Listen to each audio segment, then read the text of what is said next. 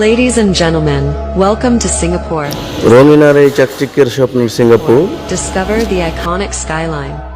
এই স্বপ্নের সিঙ্গাপুরটা একদিন এমন ছিল না। আমি যেখানে দাঁড়িয়ে আছি এটা সিঙ্গাপুর, আর সামনে যে বিল্ডিং গুলো দেখতে পাচ্ছেন এটা হলো মালয়েশিয়া। আমি আমার কাজের জায়গা থেকে এই ভিডিও করতেছি। আমার এই জায়গাটার নাম হলো উডল্যান্ড চেক পয়েন্ট এবং ওই পাশেই হলো জোহর বারু মালয়েশিয়া। আমি আমার কাজের জায়গা 16 তলা উপর থেকে এই ভিডিওটি করতেছি। এই সিঙ্গাপুর 1965 সালের 9 আগস্ট মালয়েশিয়া থেকে আলাদা হয়ে যায় এবং একটি স্বাধীন রাষ্ট্র হিসেবে আত্মপ্রকাশ করে। এর আগে তারা 1963 সালের 16 সেপ্টেম্বর মালয়েশিয়ার অংশ হয়েছিল যখন মালি ফেডারেশন গঠিত হয়েছে। 1965 সালের 9 আগস্ট যখন মালয়েশিয়া থেকে আলাদা হয়ে যায় তখন তাদের কোনো সেনাবাহিনী ছিল না, কোনো প্রাকৃতিক সম্পদ ছিল না, বিশুদ্ধ পানির উৎস ছিল না, মাত্র 20 লাখ মানুষের একটি ছোট দ্বীপ যারা তখন বস্তিতে বসবাস করত। এরপর একজন মানুষের কঠোর পরিকল্পনা এবং ভিশনের মাধ্যমে আধুনিক এশিয়ার অন্যতম সফল রাষ্ট্র হিসেবে সিঙ্গাপুরের উত্থান ঘটে। চলেন গুগল ম্যাপে একটু দেখি। এই যে দেখেন যে সবুজ দেখা যাচ্ছে আমি এখানে, এবং সামনে জোহর বারো কিন্তু দেখা যাচ্ছে। সবুজ যে লাইটটা, এই লাইটটার এখানে আমি আছি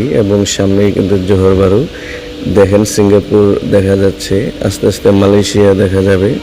এই যে সবুজ গাছপালাগুলো দেখতেছেন এই পুরোটাই মালয়েশিয়া। আর সিঙ্গাপুর কত ছোট দেখেন, একেবারে ছোট। এই বস্তির মতো সিঙ্গাপুরকে আজ কোথায় নিয়ে গেছেন লি কুয়ান ইউ দেশের রাষ্ট্র। এখন পুরো পৃথিবীতে বউকুচু করে দাঁড়িয়ে থাকে। এখন মালয়েশিয়া থেকে সিঙ্গাপুরে কাজ করতে আসে।